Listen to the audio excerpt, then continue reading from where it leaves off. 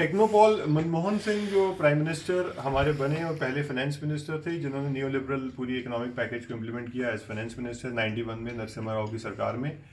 इनको Washington consensus का आदमी बताया जाता है। वाशिंगटन कंसेंसस वो नियो लिबरल पॉलिसी पैकेज है जो पूरी दुनिया में थोपा गया, जो 70 से स्टार्ट हुआ, चिली से, लैटिन अमेरिका से, वहाँ पे कू तक कराए गए, मिलिट्री टेक ओवर कराए गए। एक बहुत ही वायलेंट वहाँ पे जो एक सिनारियो पैदा हुआ इस न्यू लिबरल पॉलिसी थोपने की वजह से, जो अमेरिकन ने वहाँ पे थोपा। और इंडिया में वो पॉलिसी पैकेज थोपा गया 91 में, जिसके मेन इंस्ट्रूमेंट थे मनमोहन सिंह। और वाशिंगटन कंसेंसस जो है, जैसे मैंने बताया, वो न्यू लिबरल पैकेज है। और इसको टेक्नोपॉल, उसकी जो शब्दावली है, टर्मिनोलॉजी है, उसमें मनमोहन सिंह के लिए जो शब्द यूज हुआ वो है टेक्नोपॉल। तो टेक्नोपॉल ये का किसने मतलब यूज किया? वही उन लोगों ने? हाँ, वाशिंगटन कंसेंसस के जो आइडियोलॉग्स हैं उन्होंने। और टेक्नोपॉल का मतलब यह है कि न्यू लिबरल पॉलिसीज को कैसे थोपा गया पूरी दुनिया में। एक पपेट बिठाया जाता है, चाहे वो फाइनेंस मिनिस्टर हो, प्राइम मिनिस्टर हो, प्रेसिडेंट हो, जिससे वो पॉलिसी पैकेज उस देश पे थोपा जाता है, जिसकी कोई डेमोक्रेटिक कंसेंसस शायद नहीं होता, जैसे इसका नहीं था। मनमोहन सिंह का कभी जनादेश नहीं मिला, एक म्यूनिसिपल इलेक्शन भी इसने नहीं जीता। इसको एक इंस्ट्रूमेंट की तरह यूज किया गया, एक टेक्नोपॉल की तरह, एक पपेट की तरह, और उससे पूरा एक new liberal economic package India के ऊपर इम्पोज कराया गया, जो स्टार्ट हुई 91। जो सब कुछ बिक रहा है ये उसी का नतीजा है। हाँ, अल्टीमेटली ये 30 साल के अंदर जो न्यू लिबरल इंडिया के अंदर रिफॉर्म्स हुए हैं, उसने इस देश को बेचा है, डेमोक्रेसी को पूरी तरह से खत्म कर दिया है, और इस देश को एक टेक्नोक्रेसी की तरफ लेके जा रहे हैं, एक डिक्टेटरशिप की तरफ। इस समय हम फैशिज्म की तरफ आ चुके हैं, बल्कि हमारी इस समय डेमोक्रेसी डिसमेंटल हो यानी चुकी इसको जो ग्लोरीफाई कर रहे हैं वही उनको पता ही नहीं है। है। जिसका एक जीरो डेमोक्रेटिक जनादेश है, जिसने सिर्फ और सिर्फ बाहर के जो इंपीरियलिस्ट हैं उनकी पॉलिसीज को यहाँ पे थोपा है, इसके लिए इस्तेमाल हुआ है ये आदमी। और इसको जो ग्लोरीफाई कर रहे हैं वो फ्रॉड्स हैं। ये खुद भी मतलब इसका मतलब जो है उनका पपेट है एक तरह से। बिल्कुल पॉपेट है। और यही पॉलिसीज बीजेपी ने भी अपनाई है, न्यू लिबरल पॉलिसीज। जब वाजपेयी आया 99 में, उसने उसी की पॉलिसीज को आगे बढ़ाया। 99 में इसने बिल्कुल चाहते हैं ना कि दुनिया क्या है। दुनिया अल्टीमेटली तो एक मॉरल थिएटर है, एक मॉरल थिएटर है। कल हम गए, कल को सारा जो हमारा एक्सपीरियंस था वहाँ पे नरवाना में, वो यही था। नरवाना के अंदर एक मॉरल थिएटर साफ नजर आ रहा था।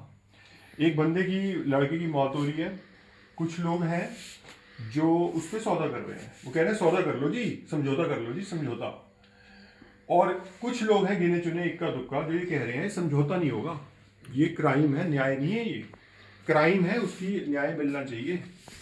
कुछ लोग ये कह रहे हैं।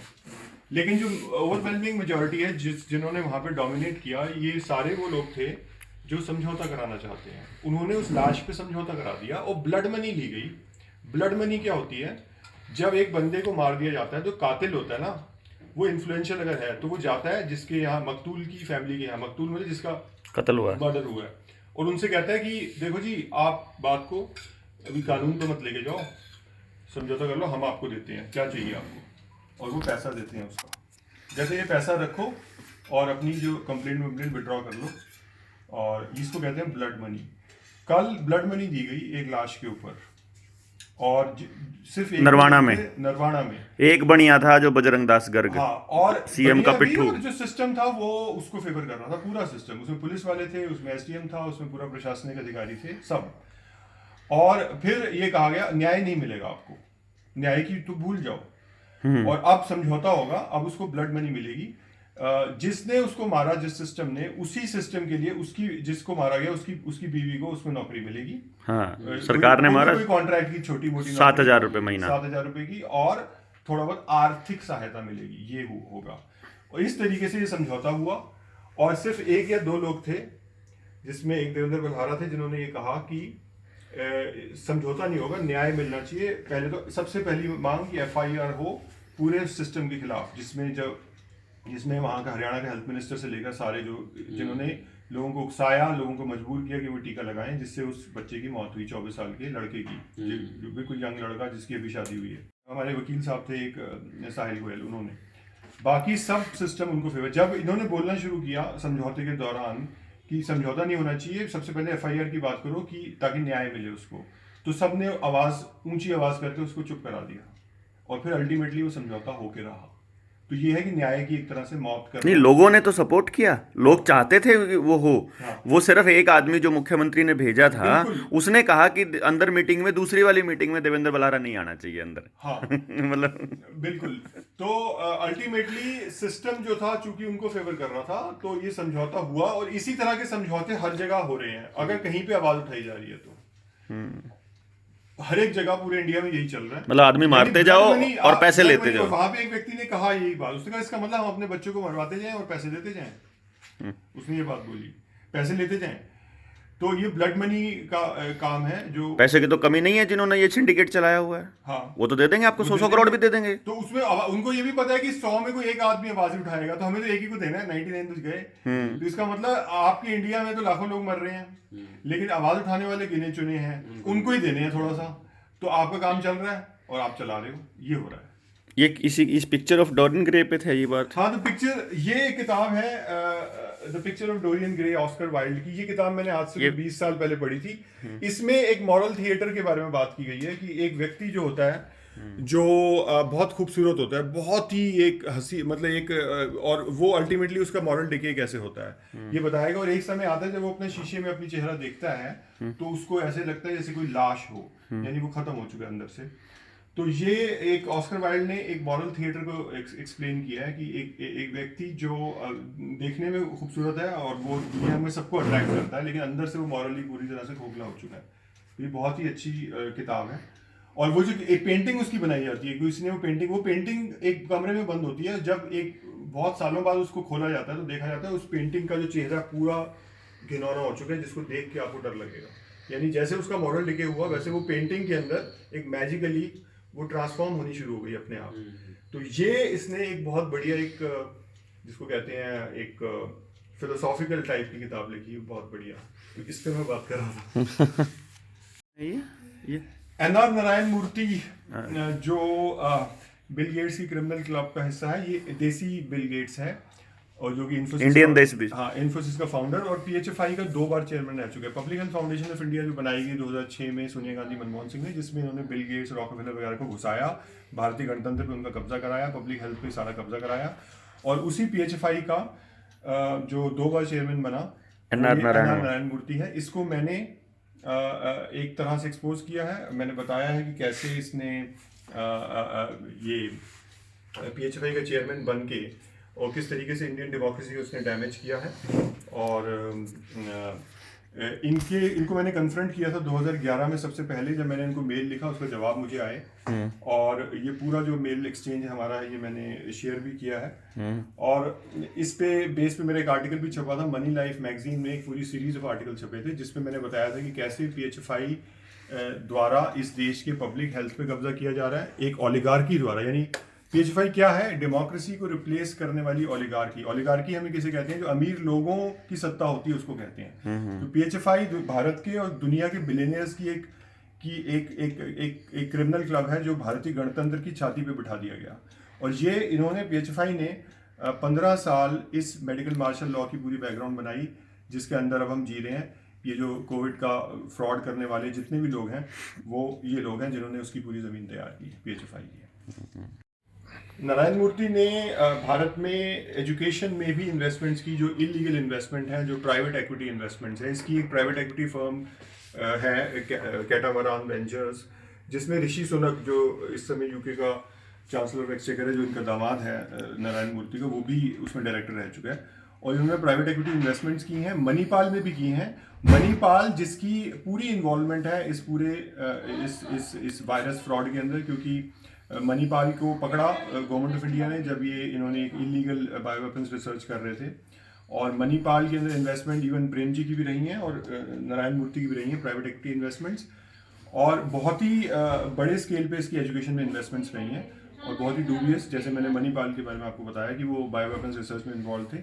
और इसके अलावा इन्होंने एस करके एक बैंगलोर बेस्ड आईआईटी ट्रेनिंग की, आईआईटी की कोचिंग का एक इंस्टीट्यूट है, जिसमें इन्होंने इन्वेस्टमेंट्स की। और इन्होंने ये भाषण देते फिरते हैं, ये नारायण मूर्ति, कि आईआईटी की कोचिंग से ना आईआईटी के जो स्टूडेंट्स हैं वो डैमेज हो रहे हैं, और उसी के अंदर इन्वेस्टमेंट की हुई है। ये भी खुलासा, ये भी जो इंकशाफ है वो मैंने किया था नारायण मूर्ति के बारे में। ये है जो हमारे देसी बिल गेट्स हैं। है क्या नाम? हाँ, वॉरेन बफेट। हाँ। तो वॉरेन बफेट भी ये हैं जिन्होंने बिल गेट्स के साथ मिलकर एक द गिविंग प्लेज स्टार्ट की, जिसने दुनिया के सारे बिलियनियर्स को इकट्ठा किया और इन बिलियनियर्स ने पूरी दुनिया से डेमोक्रेसी को खत्म करने का मुहिम स्टार्ट की। ये 2000 प्लेज मतलब बकायदा एक प्लेज, गिविंग प्लेज जो थी, दरअसल वो कोई चैरिटेबल प्लेज नहीं थी। इसमें इन्होंने कहा कि दुनिया के जितने बिलियनियर्स हैं उन्होंने बहुत पैसा कमा लिया, तो अब हमें अपने पैसे को पूल करना चाहिए और समाज को वापस देना चाहिए। समाज को वापस देना नहीं था, ये दरअसल डेमोक्रेसी, पूरी दुनिया से डेमोक्रेसी को खत्म करने की मुहिम थी जो इन्होंने स्टार्ट की।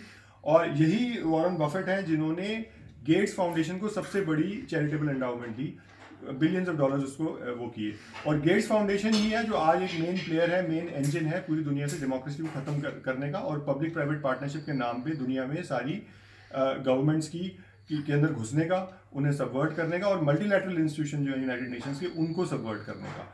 तो ये काम जो स्टार्ट किया गया, ये वॉरेन बफेट और बिल गेट्स और रॉकफेलर और इन सारे बड़े बड़े अमेरिकन बिलियनियर्स ने स्टार्ट किया दुनिया से डेमोक्रेसी को खत्म करने का अपने पैसे की बलबूते पर।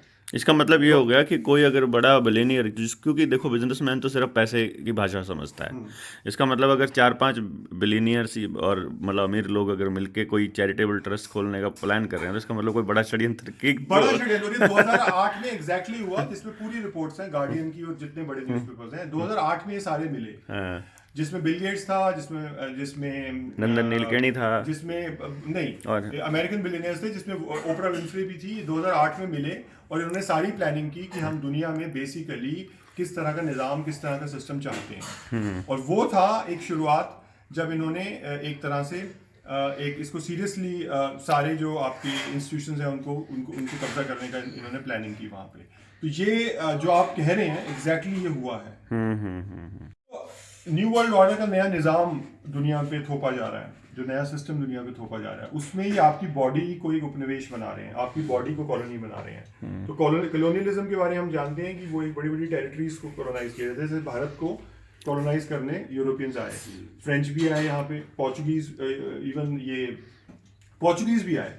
पुर्तगाल की कॉलोनी था गोवा, जो 60s में इनको निकाला गया है वहाँ पे, नेहरू की ने आर्मी भेजी थी तो निकाला गया है। यहाँ फ्रेंच भी आए, यहाँ डच भी आए, यहाँ अंग्रेज भी आए। अंग्रेजों ने सबसे लंबा राज किया, 47 में गए। अब आपके शरीर को भी कॉलोनी बनाया जा रहा है। तो कॉलोनियलिज्म अब आपकी सेल लेवल पे भी आ चुका है, यानी शरीर क्या, आपकी सेल और आपकी जो ब्लड स्ट्रीम है उसको भी कॉलोनाइज किया जा रहा है। क्योंकि अब वो कह रहे हैं कि आपकी बॉडीली ऑटोनॉमी हम खत्म कर रहे हैं, अब आपको ये इंजेक्शन लगाने पड़ेंगे पीरियोडिकली, और फिर उसका सर्टिफिकेट जो होगा वैक्सीनेशन का, उसके बेस पे ही आपको कुछ सीमित अधिकार मिलेंगे, वरना आपके सारी नागरिकता हमने खत्म कर दी, सारे अधिकार हमने खत्म कर दिए। अब आपके कोई मौलिक अधिकार नहीं है, कोई संवैधानिक अधिकार नहीं। ये है आपकी बॉडी की ऑटोनॉमी के ऊपर को इन्वेड करना, उसको कॉलोनाइज करना। तो इसमें गट का क्या है? अब ये कह रहे हैं कि जो नई व्यवस्था आ रही है पूरी, जिसमें आपकी बॉडी में सेंसर्स होंगे और ये सब होगा, तो आपकी जो पॉटी है ना, पॉटी का रोज एनालिसिस होगा, यानी जो आपकी जो टॉयलेट होगी उसमें सेंसर लगे होंगे, वो आपकी पॉटी को एनालाइज करेगी, वो देखेगी कि आपकी गट की हेल्थ क्या है, और उसके बेस पे आपको पॉइंट्स मिलेंगे, टोकन्स मिलेंगे। ये तो गुस्सा तो नहीं हो रहा? आपका खाना पीना ठीक नहीं है और आपकी पॉटी से पता चला कि आपकी गट हेल्थ ठीक नहीं है, तो आपकी जो पॉटी होगी और आपका जो मेन गेट होगा उसके बीच में स्मार्ट कॉन्ट्रैक्ट हो जाएगा। उसमें भी सेंसर लगे होंगे, इसमें भी स्मार्ट कॉन्ट्रैक्ट हो जाएगा। या आपकी फ्रिज के बीच में स्मार्ट कॉन्ट्रैक्ट हो जाएगा, क्योंकि आपकी फ्रिज से ही आप खाना निकाल के खाते हो और आप खाना ठीक नहीं खा रहे। तो जब आप नेक्स्ट टाइम फ्रिज को खोलोगे तो वो खुलेगा ही नहीं, फ्रिज नहीं खुलना बंद हो जाएगा, या आपका मेन गेट बंद हो जाएगा, अपने घर से बाहर ही नहीं निकल सकते। तो जब तक आपकी पॉटी का एनालिसिस वापस सही नहीं हो जाता और वो तब तक, यानी गट हेल्थ आपकी दोबारा ठीक नहीं हो जाती, तब तक आप अपने घर से बाहर नहीं निकल सकते, क्योंकि आपकी पॉटी के बीच में और आपके मेन गेट के बीच में स्मार्ट कॉन्ट्रैक्ट हो गया। ये है स्मार्ट कॉन्ट्रैक्ट, जिससे दुनिया आगे चलेगी। ऐसे जो ये प्लान कर रहे हैं, जो न्यू वर्ल्ड ऑर्डर जिसको ये कह रहे हैं, गट हेल्थ पे पूरी इनकी और इसमें सोशल इंपैक्ट बॉन्ड्स मार्केट बन रही है, यानी आपकी जो हेल्थ है उसको एक मार्केट बनाया जा रहा है, जिसमें लोग इन्वेस्टमेंट करेंगे और उसमें पैसा कमाएंगे, इन्वेस्टमेंट्स होंगी और पैसा कमाएंगे। एजुकेशन भी ऐसी हो रही है, एजुकेशन पे भी ये सोशल इंपैक्ट बॉन्ड के जरिए हेज फंड दुनिया के बड़े बड़े पैसा लगाएंगे और उसमें इन्वेस्टमेंट, उनके रिटर्न्स मिलेंगे। वैसे ही आपकी हेल्थ पे कोई एक मार्केट बनाया जा रहा है, एक सोशल इंपैक्ट बॉन्ड मार्केट, और जिसमें गट हेल्थ बहुत बड़ा रोल प्ले करने वाली है। गट हेल्थ होती है हमारी आंतें जो होती हैं, जो पेट के अंदर जो हमारी एलिमेंट्री कैनाल है उसको गट कहते हैं, और उसकी जो हेल्थ होती है उसमें दुनिया भर के बैक्टीरिया होते हैं, उसकी हेल्थ को एक मार्केट बनाया जा रहा है, यानी आपका शरीर अब पूरी तरह से कॉलोनी बन चुका है।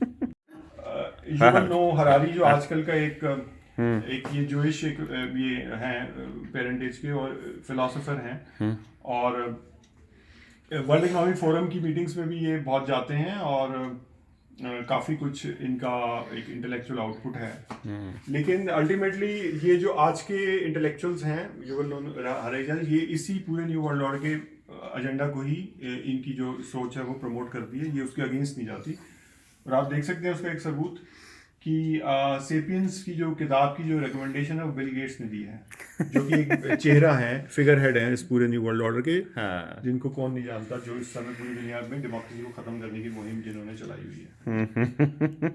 किताब शोशाना जुबोफ, हाँ, शोशाना जुबोफ जो है, इन्होंने ये जो बुक लिखी है the age of surveillance capitalism, ये है जो it goes to the heart of this whole new world order, पूरा सिस्टम जो इस दुनिया पे अभी इम्पोज किया जा रहा है, जो एक न्यू वर्ल्ड ऑर्डर का सिस्टम, जिसमें ये चाहते हैं कि पूरी दुनिया को एक डिजिटल जेल बना दिया जाए, एक डिजिटल पेनोप्टिकॉन। पेनोप्टिकॉन का मतलब होता है एक सर्कुलर जेल।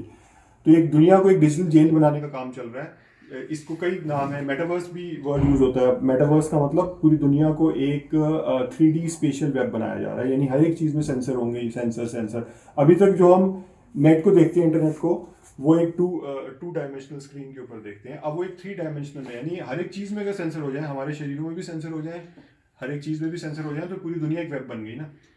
तो ऐसा एक स्पेशल वेब बनाने का काम चल रहा है, मेटावर्स, जिसमें हर एक चीज़ की सर्वेलेंस होगी, जगह जगह आपकी फेशियल रिकग्निशन कैमराज हैं, एक 5G से पूरा एक आर्टिफिशियल इंटेलिजेंस का पूरा एक वो बनाया जा रहा है। तो इन्होंने ये बुक लिखी है, इसमें इन्होंने सर्वेलेंस कैपिटलिज्म के बारे में बताया कि कैसे अब दुनिया जो चलने वाली है वो बेसिकली सर्वेलेंस लोगों की करके, उनका डेटा इकट्ठा करके, एक डेटा ड्रिवन और डेटा एनालिटिक्स से अब हम दुनिया को चलाएंगे, और दुनिया को एक डिजिटल जेल बना दिया जा रहा है। और इसी को डिजिटल कैपिटलिज्म भी आप कह सकते हो, या सर्वेलेंस कैपिटलिज्म, मतलब कि अब कैपिटलिज्म की डायरेक्शन जो है, कैपिटलिज्म तो कोलैप्स हो गया 2007-8 में ही, जब ये ग्लोबल फाइनेंशियल क्राइसिस आया, और तब से इनकी खोज थी एक कैपिटलिज्म को एक ऐसी डायरेक्शन में ले जाने की जहाँ पे वो अभी भी सर्वाइव कर सके, यानी उसको ये बचाना चाहते हैं। और वो अब इसको डिजिटल स्पेस में घुसा रहे हैं, जिसमें ये आपके शरीर को भी एक मार्केट बना रहे हैं, एजुकेशन को भी मार्केट बना रहे हैं, हर एक चीज़ को एक मार्केट बना रहे हैं, और ग्लोबल कॉर्पोरेशन है जो इसको मैनेज करेंगी, और एक डिजिटल एक पूरा डायरेक्शन के अंदर वो जा रहा है, एक डिजिटल स्पेस के अंदर, जिसमें हर एक चीज़ को एक मार्केट बना दिया जाएगा, और डेटा से ये मार्केट चलेगी। तो data is a new oil, कि ये नया तेल है दुनिया को अब चलाने का। तो इस पे ये किताब बहुत इंपॉर्टेंट है जिसको समझने के लिए, अगर किसी को समझना हो कि आजकल क्या हो रहा है, उसकी शुरुआत या उसके अंडरस्टैंडिंग के लिए। इनके यूट्यूब वीडियोस भी आपको मिलेंगे, आप अगर देखें तो आपको समझ आएगा इनके आइडियाज़ क्या हैं। Inventing brand new the theatre way. हाँ। तो इस किताब से, चूंकि ये एक पब्लिक रिलेशंस और ब्रांड और मार्केटिंग से रिलेटेड किताब लग रही है, तो इससे मेरे जहन में आई कि मैं आपको बताऊं कि ये जो PR इंडस्ट्री है, public relation industry, propaganda industry और एडवर्टाइजिंग इंडस्ट्री, ये कैसे ज़हूर में आई, ये कैसे वजूद में आई। तो ये एक बहुत बड़े जाने माने साइकोलॉजिस्ट हैं जो ऑस्ट्रिया के हैं, जो अमेरिका, मेरे ख्याल से अमेरिका में बस गए थे, सिगमंड फ्रॉयड, जिनकी जो साइकोलॉजी है आज भी वो इन्फ्लुएंस कर रही है। तो सिगमंड फ्रॉयड जो थे, जिनकी सेक्सुअलिटी में भी बहुत ज़्यादा उनकी साइकोलॉजिकल थिंकिंग है, उनके भतीजे थे, उनके भतीजे को बहुत कम लोग जानते हैं, जिनका नाम है एडवर्ड बर्नेज, जो अमेरिका में आए थे 20वीं सेंचुरी में, वहीं बस गए थे। तो एडवर्ड बर्नेज जो थे वो एक तरह से इंटेलेक्चुअल फादर माने जाते हैं इस पूरी प्रोपेगेंडा इंडस्ट्री के। और एडवर्ड बर्नेज ने कहा कि पूरी दुनिया, पूरी डेमोक्रेसी को हम मैनेज कर सकते हैं प्रोपेगेंडा के जरिए। यानी अगर आपने लोगों के माइंड को एडवर्टाइजिंग के जरिए मैनेज कर लिया, तो उनकी परसेप्शंस को आपने मैनेज कर लिया, उनकी परसेप्शंस को मैन्युफैक्चर कर पाए, तो आप डेमोक्रेसी को मैनेज तरीके से चला सकते हैं। यानी जो आपकी जो सत्ताधीश हैं, जो सत्ता में बैठे हैं, गिने चुने लोग, तो पूरी डेमोक्रेसी को मैनेज कैसे किया जाता है प्रोपेगेंडा के, उसके जो फादर थे वो थे एडवर्ड बर्नेज, जो सिगमंड फ्रॉयड के भतीजे थे। तो ये इनकी अगर आप पढ़ेंगे, अगर आप डेमोक्रेसी आज की जिसको खत्म कर दिया गया है, ऑल अबाउट मार्केटिंग, तो अगर आप उसको समझना चाहते हैं कि वो सिर्फ कैसे परसेप्शन मैनेजमेंट ही बन के रह चुकी है, इंडिया में आप देख रहे हो सब कुछ प्रोपेगेंडा से चल रहा है, सब कुछ झूठ से चल रहा है, तो आपको एडवर्ड बर्नेज की सोच को देखना पड़ेगा कि उन्होंने कैसे इस पूरी इंडस्ट्री को डेवलप किया, प्रोपेगेंडा इंडस्ट्री को। ट्रम्पिज्म है जो आपको अमेरिका में नजर आता है, उसका तो वहाँ की वही घटिया नैरो पॉलिटिक्स ही है अमेरिका की, जो बेसिकली 2 पार्टी पॉलिटिक्स है, जो कि एक तरह से फ्रॉड ही है पूरी दुनिया के अंदर। 2 पार्टी पॉलिटिक्स पूरी दुनिया में फ्रॉड है, पूरी दुनिया का पॉलिटिकल थिएटर एक ही बन गया। कैसे ये चमत्कार कैसे हो गया कि पूरी दुनिया में अभी लेफ्ट और राइट ही है, left right, left right, left right, बनाने की कोशिश हो रही है अब जैसे। क्योंकि पूरा पॉलिटिकल थिएटर मैन्युफैक्चर किया जाता है, सब मैन्युफैक्चर होता है, सब लेफ्ट और राइट से किया गया। हमारे यहाँ लेफ्ट और राइट शब्द ही नहीं है, क्योंकि लेफ्ट हमारे यहाँ कम्युनिस्ट को कहते हैं, मतलब दुनिया में लेफ्ट कहा जाता है कम्युनिस्ट थिंकिंग को, और राइट कहा जाता है कंजर्वेटिव थिंकिंग को। हमारे यहाँ तो ये है ही नहीं, तो हमारे यहाँ से लेफ्ट और राइट कैसे आ गया? हमारे यहाँ इस समय देख लो 2 पोल्स बन चुके, एक एनडीए, दूसरा यूपीए। एनडीए हो गया आपका राइट विंग और यूपीए हो गया आपका लेफ्ट विंग। वैसे अमेरिका में है क्या 2 पोल आपको पता है, डेमोक्रेटिक पार्टी और रिपब्लिकन पार्टी। डेमोक्रेटिक क्या है? लेफ्ट। रिपब्लिकन क्या है? राइट। यूके में क्या है? लेबर और Tories. Conservative party, conservative right हो गई, वो लेफ्ट हो गई। तो पूरी दुनिया का पॉलिटिकल सेंटर सेम कैसे हो सकता है? दुनिया तो बड़ी डाइवर्स है, दुनिया में तो हजारों लाखों कल्चर्स हैं। कैसे ये हुआ कि सारी दुनिया लेफ्ट राइट हो गई? ये तो मुमकिन ही नहीं है, करके दिखाया। ये है आपकी इंपीरियल मैनेजमेंट जो दुनिया में की है प्रोपेगेंडा के जरिए और पॉलिटिकल थिएटर को मैनेज करके। इंडिया में एग्जैक्टली यही किया गया है। यानी जैसा अमेरिका का मॉडल था लेफ्ट राइट का, यूके का मॉडल था हमारी इंपीरियल पावर्स का जिन्होंने हम पे राज किया, वो हमारा ऐसे ही उन्होंने बना दिया। आज के समय में 2 पोल्स आपकी आंखों के सामने। मतलब ये है कि कोई बोलेगा तो वो या तो मोदी के साथ है, नहीं तो वो मोदी विरोधी है तो वो कांग्रेसी है।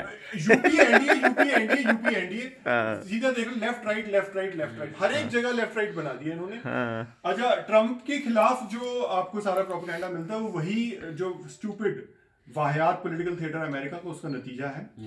अल्टीमेटली जैसे चॉम्स्की ने कई बार ये बात कही है कि दोनों एक ही सिक्के के 2 पहली हैं, रिपब्लिकन पार्टी और डेमोक्रेटिक पार्टी। जैसे इंडिया के अंदर कांग्रेस बीजेपी एक ही सिक्के के 2 पहलू। ट्रम्प और बिडेन में कोई दिक्कत, ट्रम्प और बिडेन में कोई दिक्कत ही नहीं है।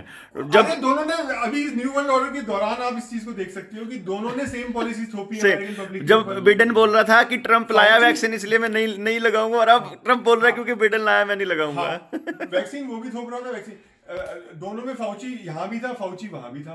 फाउची तो पिछले 50 साल से बैठा हुआ है। किसने? फाउची ने, एंथनी फाउची जो था। कौन से फ्रॉड? एड्स में जो एड्स 1980s में आया था, जिसमें कहा गया कि वायरस की वजह से बीमारी फैल रही है, जिसमें अफ्रीका को उन्होंने तबाह कर दिया। और वहाँ पे ये सारे ड्रग माफिया जो था दुनिया का, जितनी बड़ी आपकी ड्रग ये फार्मा कंपनी है, इन्होंने एक तरह से कॉलोनाइज किया अफ्रीका को और वहाँ के लोगों को, उनकी शरीरों को।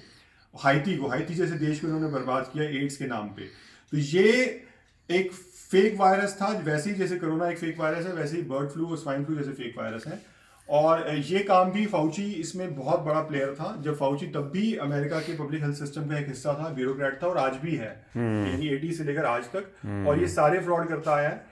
एड्स सबसे पहला इसमें फ्रॉड था जो 40 साल पहले हुआ, और आज उसी की सीरीज में हम कोरोना का फ्रॉड देख रहे हैं। जो आपकी वायरस थ्योरी है वो एक फ्रॉडलेंट थ्योरी है। आज तक कोई वायरस आइसोलेट नहीं हुआ, ये प्रूव नहीं हो सकता कि उससे वो बीमारी होती है। यही काम एड्स में हुआ है, एड्स का वायरस भी आज तक आइसोलेट नहीं हुआ है।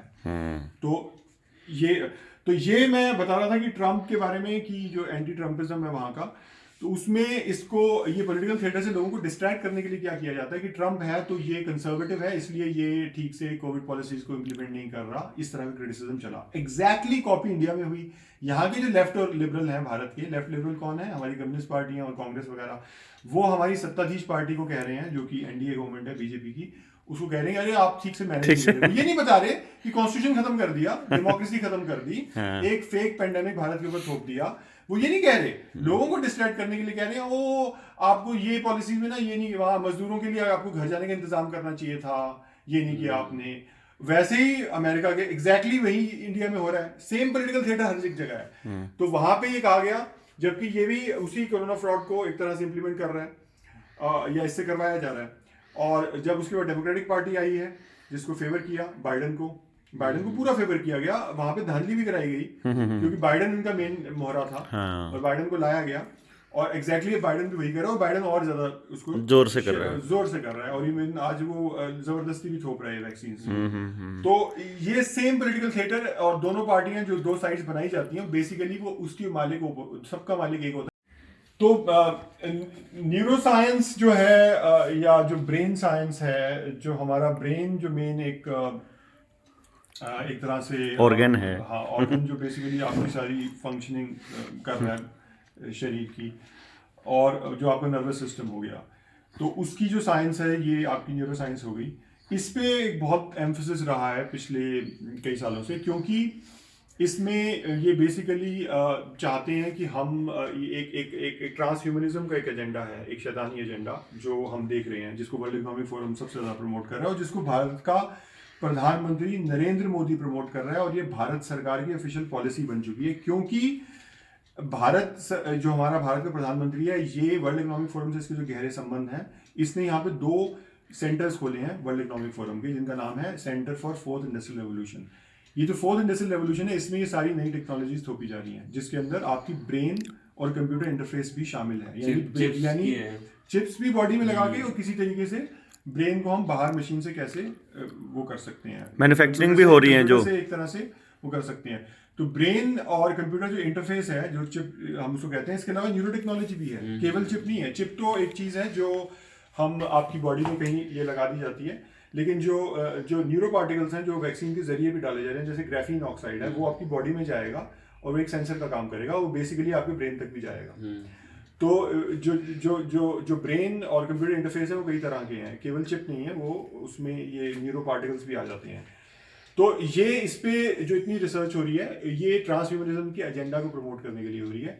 जैसे मैंने वर्ल्ड इकोनॉमिक फोरम की जो फोर्थ इंडस्ट्रियल रेवोल्यूशन है, जिसमें आर्टिफिशियल इंटेलिजेंस आ जाती है, मशीन लर्निंग आ जाती है, ब्लॉकचेन आ जाती है, ड्रोन्स आ जाते हैं, रोबोटिक्स आ जाता है, 3D प्रिंटिंग आ जाती है, ये सारी नई टेक्नोलॉजी थोपने का काम चल रहा है। और इंडिया में ये 2 सेंटर खुल चुके हैं इसके, centres for fourth industrial revolution, एक मुंबई में और एक दिल्ली में, जो कि मोदी ने खुद खोले हैं। तो हमारे आरएसएस के प्रचारक मोदी साहब जो नेशनल ये कल्चरल नेशनलिज्म की बात करते हैं, वो आपके लिए हिंदुओं के लिए वो ट्रांस ह्यूमन हिंदू बनाने वाले हैं, क्योंकि वो आपके शरीर पे चिप्स भी लगा रहे हैं। और भारत में आपको पता होगा 2020 में हमारे हेल्थ मिनिस्टर ने अनाउंस किया कि एक सेंसर तो बन ही चुका है जो आपकी मेडिकल की मॉनिटरिंग करेगा। थोड़ी देर पहले मैंने आपको बताया सोशल इम्पैक्ट बॉन्ड मार्केट जो बन रही है, जिसमें आपके शरीर का सारा डेटा वो कलेक्ट करना चाहते हैं, ताकि वो आपकी बॉडी को भी कंट्रोल कर सके। तो इसलिए सेंसर्स भी इंडिया में बन रहे हैं, यानी इंडिया की जो साइंटिफिक एस्टेब्लिशमेंट है, वो भी अब इसी एजेंडा पे काम कर रही है, इस फोर्थ इंडस्ट्रियल रेवोल्यूशन और न्यू वर्ल्ड ऑर्डर के एजेंडा पे। वो आपकी बॉडी को के लिए सेंसर्स बनाए जा रहे हैं जो इंडिया में बन रहे हैं। सोचिए, नई टेक्नोलॉजी को इंडिया में पुश किया जा रहा है, और इसके लिए ये सेंटर्स भी खुल चुके हैं जो वर्ल्ड इकोनॉमिक फोरम के हैं। तो ये जो आपके एलन मस्क हैं, ये एलन मस्क भी ब्रेन कंप्यूटर इंटरफेस पे काम कर रहे हैं, जो जानवरों पे इस समय ट्राई किए जा रहे हैं, और ये कह रहे हैं हम इंसानों पे भी करेंगे बहुत जल्दी। तो ये जो उनका कौन सा वो है, उनकी एक जो चिप बना रहे हैं, न्यूरालिंक। तो न्यूरालिंक भी उसी कड़ी का हिस्सा है, और ये अल्टीमेटली हमारे यहाँ भी सेमीकंडक्टर माइक्रोचिप बहुत बन रही है, मैन्युफैक्चरिंग चल रही है कॉन्टिन्यूसली लगातार। हाँ, फोर्थ इंडस्ट्रियल रेवोल्यूशन वाले सेंटर्स पे बिल्कुल। तो ये अल्टीमेटली आपकी, जैसे मैंने आपको कहा, आपकी बॉडी को एक उपनिवेश बना दिया गया, एक कॉलोनी बना दिया गया, आपकी बॉडी को कॉलोनाइज करने का ये हिस्सा है ट्रांसह्यूमनिज्म।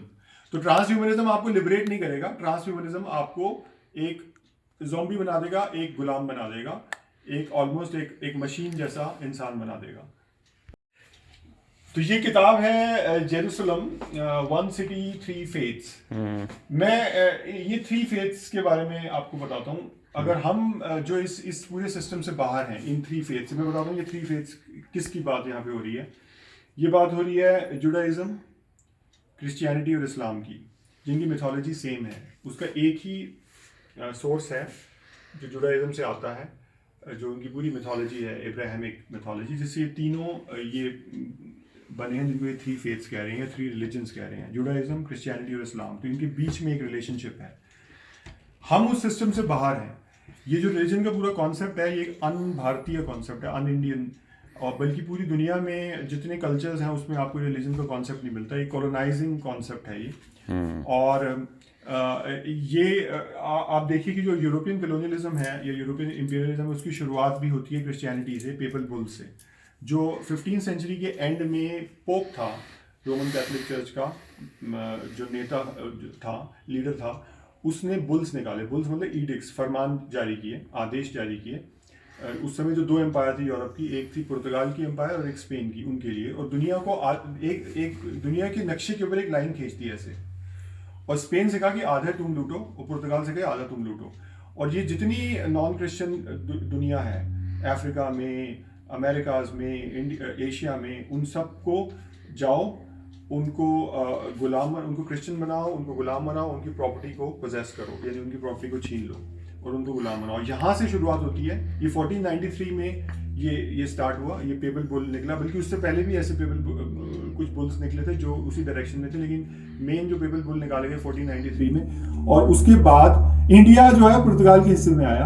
और आपको पता है कि इंडिया के अंदर वास्को डी गामा आया और इंडिया को कॉलोनाइज किया। लैटिन अमेरिका मिला उनको, स्पेनिश को पूरा उन्होंने क्रिश्चियनाइज कर दिया, वहाँ के कल्चर्स को तबाह कर दिया और पूरे जो अमेरिकास को इन्होंने क्रिश्चियनाइज किया। और आज आप देख लो पूरा साउथ अमेरिका जो है वो कैथोलिक ही है सारा, अर्जेंटीना, ब्राजील, जितनी कंट्रीज हैं, तो वो उनके हिस्से में आया। इस तरीके से यूरोपियन कॉलोनिज्म की स्टार्ट हुई। किसने कराई?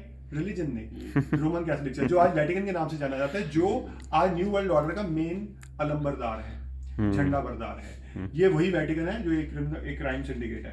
तो ये जो 3 फेथ्स हैं, ये दरअसल जिसको ये फेथ कह रहे हैं, जिसको ये रिलीजन का शब्द का जिसके लिए इस्तेमाल करते हैं। रिलीजन शब्द सिर्फ क्रिश्चियनिटी के लिए यूज होता था पहले, आज ये सबके लिए हो रहा है। आज ये कहते हैं हिंदुज्म भी रिलीजन है, जबकि कोई हमारे ये कॉन्सेप्ट ही नहीं है। तो ये दुनिया को गुलाम बनाने का प्रोजेक्ट था, जो यूरोपियन कॉलोनिज्म जिसके अंडर आज भी हम जी रहे हैं और जिसके तहत ये नया एडिशन हम देख रहे हैं न्यू वर्ल्ड ऑर्डर का। ये 500 साल का पूरी दुनिया को कॉलोनाइज करने का जो प्रोजेक्ट है, जो स्टार्ट किया आपके रोमन कैथोलिक चर्च ने पेपल बुल्स द्वारा, जिसको एज ऑफ डिस्कवरी कहते हैं, जो 15वीं सेंचुरी के एंड में जो आई, उसको एज ऑफ डिस्कवरी कहते हैं। वो एज ऑफ डिस्कवरी नहीं थी, वो एज ऑफ कॉलोनियलिज्म थी। ठीक है, जो स्टार्ट हुई अमेरिकास को, जो ये कहते हैं कोलंबस ने डिस्कवर किया, उसने कॉलोनाइज किया जाके स्पेनिश एम्परर के बिहाफ पे। हमारे यहाँ वास्को डी गामा आया, वो पुर्तगाल का कॉलोनाइजर था। तो इस तरीके से यूरोपियन कॉलोनिज्म स्टार्ट हुआ। 500 साल का जो उसका इतिहास है, और दुनिया के सारे कल्चर्स को खत्म करके, डाइवर्सिटी को खत्म करके, आज हमें सिंगुलैरिटी के लेवल पर सिंगुलैरिटी की तरफ लेके जा रहे हैं, सबको गुलाम बनाने के लिए। यानी कि जो जहाँ भी यानी लोग बोलने लगेंगे, ये फिर थोड़े चुप हो जाएंगे, फिर थोड़े से देखेंगे कि लोग कैसे सोचते हैं, ये फिर चालू हो जाएंगे कॉलोनाइजिंग में। मतलब ये अंदर ये कॉलोनाइजिंग के नए एडिशंस आ रहे हैं। ये लेटेस्ट एडिशन जो है वो न्यू वर्ल्ड ऑर्डर है। ये 500 साल की यूरोपियन कॉलोनाइजेशन, यानी जिसको हम गुलामी कहते थे, that was actually the colonising. बिल्कुल, कॉलोनाइजिंग गुलामी ही है। ये लोगों को गुलाम बनाएंगे। इनफैक्ट अगर आप पेपल बुल आज भी अवेलेबल हैं सारे, अगर आप पढ़ना चाहो आपको नेट पे मिल जाएंगे। सारे पेपल बुल्स जो हैं आज आपको नेट पे मिल जाएंगे, आप उनको पढ़ सकते हो। उसमें कहा गया है कि जाओ नॉन क्रिश्चियन लैंड को गुलाम बनाओ, उनकी प्रॉपर्टी को छीनो, उनकी जमीनों को छीनो और उनको गुलाम बनाओ और पूरा उनको वो करो। ये है पेपल बुल्स के अंदर। हाँ, व्हाइट मैन बर्डन आपने सुना होगा। व्हाइट मैन बर्डन क्या है?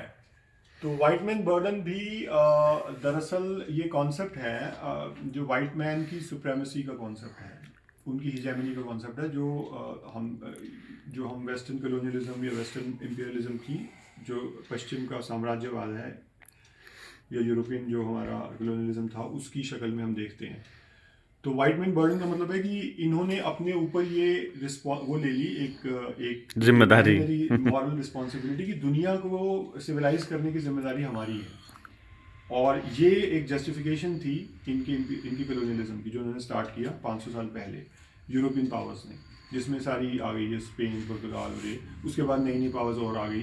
जो सबसे बड़ी पावर तो बनी आपकी ब्रिटिश, जिनका कहते हैं कि सूरज भी कभी नहीं डूबता था, कि इतनी ज़्यादा उनकी टेरिटरी थी, उनकी कॉलोनीज थी। और भी फ्रांस भी है उसमें कॉलोनियल पावर। तो व्हाइट मैन बर्डन का मतलब है कि जो व्हाइट मैन है उसके पास सारी समझ है, सारी अकल है, और भगवान ने उसको सारी अकल और सेंसिबिलिटी दी है, जिससे वो दुनिया पे राज कर सकता है और दुनिया को, बाकी दुनिया को भी सिविलाइज कर सकता है। और जो बाकी दुनिया है, चाहे वो ब्राउन लोग हों, चाहे वो ब्लैक लोग हों अफ्रीका के, वो इंसान भी पूरे नहीं है। यानी उनका जो ह्यूमन होने का भी दर्जा पूरा नहीं है, वो सब ह्यूमन दर्जे पे उनको रखते थे। और जो एंथ्रोपोलॉजी का डिसिप्लिन उन्होंने डेवलप किया, उसमें ये बेसिकली आपकी बॉडी के स्ट्रक्चर को देख के, आपकी जो स्कल है ना, उसके साइज को नापते थे। इस जो खोपड़ी है आपकी, उसकी साइज क्या है, आपकी आंखों के बीच में कितनी दूरी है, और ये सारा जो फिजियोमेट्रिक आपकी ये जो नाप तोल करते थे, उससे वो अंदाजा लगाते थे कि इनकी अकल कितनी है, क्या ये दुनिया में रूल कर सकते हैं। ये एक रेसिस्ट थ्योरी थी एंथ्रोपोलॉजी की, जो डेवलप की यूरोपियन कॉलोनियलिस्ट ने। इंडिया में भी ये डेवलप की गई, और इंडिया में जो सोशल साइंसेज हैं वो आज तक इन्फ्लुएंस होती हैं उसी हमारी कॉलोनियल थ्योरीज के बेस पे। और आज आप देखिए कि यूजेनिक्स की बात फिर होने लगी है इस न्यू वर्ल्ड ऑर्डर के दौर में। क्यों? क्योंकि ये जो बिल गेट्स जैसे लोग हैं, ये सब यूजेनिस्ट आइडियोलॉजी को मानने वाले लोग हैं, और ये डिपॉपुलेशन जुड़ा हुआ है। क्योंकि जैसे इनका जो 500 साल का इतिहास है यूरोपियन कॉलोनियलिज्म का, उसमें इन्होंने, और जो नॉन वाइट लोग हैं उनको यानी नॉन यूरोपियंस जो हैं, नॉन वाइट हैं, अफ्रीका के लोग, एशिया के लोग, इनको इन्होंने सब ह्यूमन कैटेगरी में रखा और ये कहा कि हम इनको सिविलाइज करेंगे। यानी हमारा एक बर्डन है दुनिया को सिविलाइज करने का। ये जो सिविलाइजेशन वर्ड है ये अपने आप में एक इंपीरियल कॉन्सेप्ट है, यानी दुनिया को बेसिकली कॉलोनाइज करने का, उसके लिए एक यूफेमिज्म है ये, और दुनिया में अपनी एम्पायर को स्थापित करने का। तो जैसे इन्होंने और जो नॉन वाइट लोग थे उनको एक सब ह्यूमन कैटेगरी में रखा, वैसे ही ये आज कर रहे हैं। क्योंकि आज जो ये यूजेनिसिस्ट हैं, जो या नियो माल्थूसियनिज्म को मानने वाले, जो रॉबर्ट माल्थूस था, उसने ये थ्योरी दी थी सबसे पहले कि दुनिया की आबादी इतनी तेज़ी से बढ़ेगी कि उसको रेगुलेट करने की, इसलिए डिजास्टर होने ज़रूरी हैं, जंग होनी ज़रूरी है, महामारी आनी ज़रूरी है। आज ये ज़बरदस्ती ला रहे हैं, महामारियाँ भी ला रहे हैं, जंग भी ला रहे हैं, सारे मैन्युफैक्चरिंग क्राइसिस लेके आ रहे हैं ताकि दुनिया की आबादी को कम किया जा सके। तो आज के जो ये न्यू वर्ल्ड ऑर्डर को प्रमोट करने वाले हैं, ये सब उस थ्योरी को मानने वाले हैं और यूजेनिसिस्ट हैं। और ये वही लोग हैं जो बेसिकली अपने आप को सुपीरियर मानते हैं कि वाइट मैन आज भी सुपीरियर है, आज भी वो डोमिनेट करेगा। और चाइना के राइज से, चाइना का राइज हो रहा है, उसके रिस्पॉन्स में चाइना को भी ये सब ह्यूमन मानते हैं क्योंकि ये सारे एशियन लोग हैं जो वाइट नहीं है। तो चाइना का राइज हो रहा है, तो उसके लिए अब हम दुनिया की डेमोक्रेसी भी अगर हमें खत्म करनी पड़े चाइना के साथ मुकाबला करने के लिए, तो हम करने के लिए तैयार हैं। और वही काम आज चल रहा है कि दुनिया से डेमोक्रेसी का अंत किया जा रहा है और दुनिया पे फैशिज्म को थोपा जा रहा है। ये है वाइट मैन बर्डन, जो 500 साल की आपकी हिस्ट्री वो एग्जैक्टली रिपीट हो रही है। तो चाइना में भी बेशक लेफ्ट बैठे हो, फासिज्म तो वहाँ भी ऐसे ही चल रहा है। लेकिन आपने देखा ही वो आइडियोलॉजी भी कहाँ से आई अल्टीमेटली, हाँ। वो भी बाहर से आई ना, वो भी इंपीरियल एक पूरा वहाँ सोशल क्रेडिट सिस्टम ऑलरेडी चल रहा है। हाँ, इंपीरियल सिस्टम में ही वहाँ पे 49 में क्रांति हुई जो माओ की थी, और इन्होंने वहाँ पे कम्युनिज्म को थोपा। क्योंकि अल्टीमेटली वो भी जितने लैंड थे एशिया के, सबके ऊपर प्रेशर तो कॉलोनीज का था। इंडिया तो आपको पता है कि अंडर ब्रिटिश ही था। तो ये जो आइडियोलॉजी भी जो आई कम्युनिज्म की चाइना में, ये भी तो बाहर से ही आई, ठीक है ना। तो इसलिए मैं मानता हूँ कि ये जो पूरी दुनिया को जो इनको यानी वाइट मैन बर्डन है, उसी की एक नई शक्ल आपको नजर आती है इस न्यू वर्ल्ड ऑर्डर में, जो हाँ जिसमें ये चाहते हैं कि अल्टीमेटली हम अपने सिस्टम को किसी तरीके से बचा सकें, चाइना के राइट्स को काउंटर कर सकें, और उसके लिए चाहे हमें डेमोक्रेटिक राइट्स को खत्म ही करना पड़े दुनिया से। हैं किताबें बहुत बड़ी हैं। कौन सी क्या है? टेस्ट भी बहुत अच्छे हैं इसके, ये यशस्वी के। और जितनी मैंने देखी, रिचर्ड डॉकिंस है और अल्बर्ट कामूस है, और ये एक वेंकट आयर है जो एक टेक्नो टेकी थे जो बाद में टेकी टर्न फार्मर बन गए। तो बहुत अच्छे टेस्ट हैं। और इसके अलावा कॉलोनियलिज्म पे अच्छा, सुशाना जुबॉफ की किताब जो सर्विलेंस कैपिटलिज्म पे, वो भी बहुत अच्छा टेस्ट है। तो बहुत अच्छे इनके टेस्ट हैं यशस्वी के, और बहुत इंटेलेक्चुअल टेस्ट है, हाई ब्राउ टेस्ट जिसको हम कहते हैं, हाई ब्राउ, जिसमें साइंस भी है, कॉस्मोलॉजी भी है, और कुछ टेक्नोलॉजी रिलेटेड चीज़ें भी हैं, और रिलीजन से रिलेटेड भी हैं, कल्चर से रिलेटेड भी हैं।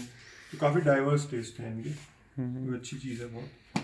और ये किताब तो मैं अभी समझ नहीं पा रहा, ये है golden Escher Bach an eternal golden brain, Douglas Hofstadter. तो ये बुक किस बारे में है मैं अभी समझ नहीं पा रहा हूँ। हॉफस्टेडर एक्चुअली साइंटिस्ट है, और ये टाइटल्स में जितने हैं ना, ये सारे म्यूजिशियंस हैं, पाश और ये। अच्छा, Douglas हॉफस्टेडर is College of Arts and Sciences Distinguished Professor of Cognitive Science and Comparative Literature at Indiana University, Bloomington. तो ये कॉग्निशन पे है शायद, ह्यूमन कॉग्निटिव साइंसेस वगैरह पे कुछ है ये बुक, ठीक है, अच्छे टेस्ट है, इंटेलेक्चुअल हाई ब्राउ टेस्ट। ये इसके आगे रह गया, फिर फ्रेनेमीज के बाद, ये जेरूसलम के बाद, फिर ये अपने पास आई ये द मॉरल एनिमल, ये भी why we are the way we are, Robert Wright की। ट्रांजिट ऑफ प्लैनेट, ये देखो इसकी books, transit of planet, how KP pinpoint the events, ये तो चलो उस पे है। The breakfast of champions, jailbird, vintage Vonnegut की, फिर रविंद्रनाथ टैगोर की the post office, super freakonomics, और never lost again, Sorry, Bill Kildare. The Sixth Extinction, The Unnatural History, Elizabeth Colbert. Where the Heart Beats, The Plague, Albert Camus. I think ये मिलन। book है जो relevant होगी, लेकिन मैंने पढ़ी नहीं, इसलिए मैं फ्रेंच ऑथर है। इसमें बताया होगा। हाँ, ये बुक भी आज के समय में बहुत रेलेवेंट है। हाँ, जो फिक्शनल है एक्चुअल में, और लेकिन इसमें सब कुछ दिया हुआ जो अभी हो रहा है। Exactly. मतलब उस टाइम के फिक्शन के हिसाब की है। हाँ, तो ये आप देखिए कि फिक्शन से जो आज की हमारी पूरा मीडिया है जिसने हमारी जिंदगी को पूरे माइंड कंट्रोल, और एक माइंड स्पेस हमारा है ही मीडिया स्पेस एक्चुअली। मीडिया आज जो आपका माइंड स्पेस है वो अपना नहीं रहा, हिब्रू वो में organize हो चुका मैं आपको एक चीज बताता हूँ बीच में रोक के। हिब्रू में मीडिया किसको कहते हैं पता है आपको? हिब्रू में media MEDEA, media is goddess of illusion को कहते हैं। Goddess of illusion।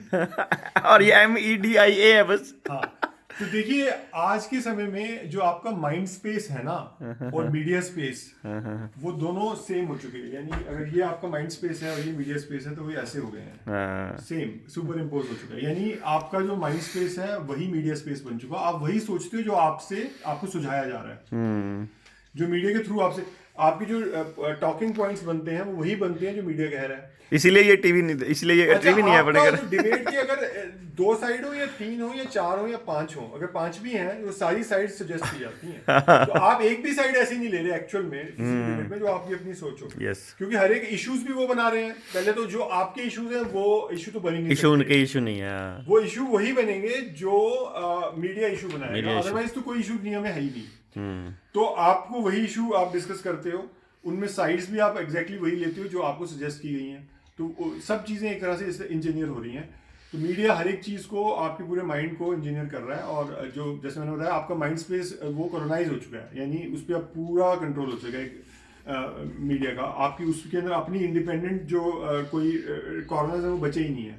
वो कॉर्नर्स शायद तभी होंगे जब आप रात को सोते होंगे और आपकी जो सबकॉन्शियस में वो कॉर्नर्स होंगे जो आपके अपने हैं। अदरवाइज जो आपकी कॉन्शियस, बल्कि सबकॉन्शियस भी नहीं, अनकॉन्शियस में कहूँगा, जो आपकी जो कॉन्शियस और सबकॉन्शियस जो पूरी माइंड स्पेस है वो पूरी तरह से एक तरह से कॉलोनाइज हो चुका है मीडिया द्वारा। इवन सबकॉन्शियस में कैसे सब्लिमिनल मैसेजेस होते हैं, जो मीडिया में सब्लिमिनल मैसेजेस होते हैं एडवर्टाइजिंग में या मीडिया में, वो होते हैं बहुत ही सटल मैसेजेस, सूक्ष्म संदेश जो आपके माइंड सबकॉन्शियस को भी affect दाग करते अच्छे हैं। हाँ, कई चीजें छोटी चीजें उसके अंदर डाली जाती हैं।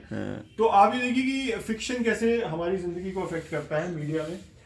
जैसे ये किताब है द प्लेग एल्बर्ट कैमूस की, जिसमें जो कुछ दिखाया गया है, एक बीमारी, एक महामारी जो लाई गई, शायद ये अब इसी से आप अंदाजा लगाएं कि आज के समय में जैसे महामारियां लाई जा रही हैं तो अब आपके मन में संदेह उत्पन्न होना चाहिए कि क्या पहले भी ऐसे ही होता था। इसका मतलब जो हमने कहानियां सुनी है इतिहास में, हिस्ट्री के अंदर, ये प्लेग आ गया जी, ये हो गया, स्पेनिश फ्लू आ गया, इसका मतलब ये भी झूठी होंगे, ये भी ऐसे इंजीनियर किए होंगे। आपने वो किताब पढ़ी, वो एक मूवी इंडिया में बनी थी, कौन सी मूवी थी जिसमें जो एक ब्लैक एंड वाइट मूवी बनी थी जिसमें राज कपूर भी था, और उसके अंदर ये दिखाया गया कि कैसे एक फ्लू फैल जाता है और उसके लिए फिर वो दवाई जो होती है वो मैन्युफैक्चर की जाती है, उसमें मिलावट हो जाती है, और मिलावट होने की वजह से और ज्यादा लोगों को पता चल जाता है, उनको पहले ही पता चल चुका है उसमें मिलावट हो चुकी है और लोग मरेंगे। हाँ। इसके बावजूद चूंकि उसमें इन्वेस्टमेंट्स हो चुकी हैं, हाँ। वो मार्केट में उतार दी जाती है और उसके बाद उसमें मौतें होती हैं। और ये ड्रग इंडस्ट्री का जो फ्रॉड है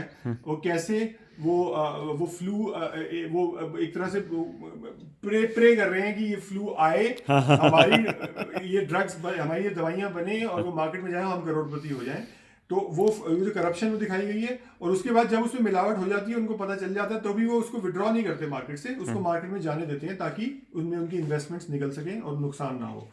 तो ये आप देखिए कि हमारी पुरानी फिल्मों में हमारे जो जितना फिक्शन जो हम पढ़ते हैं उनके अंदर जो रिफ्लेक्शन मिलती है, आज एग्जैक्टली वो कॉपी बुक है, उसी कॉपी बुक पे आज ये पूरा फ्रॉड एनेक्ट किए जा रहे हैं जो आज हम अपनी जिंदगी में देख रहे हैं। तो फिक्शन और जो फैक्ट है वो एक तरह से मर्ज हो गए हैं।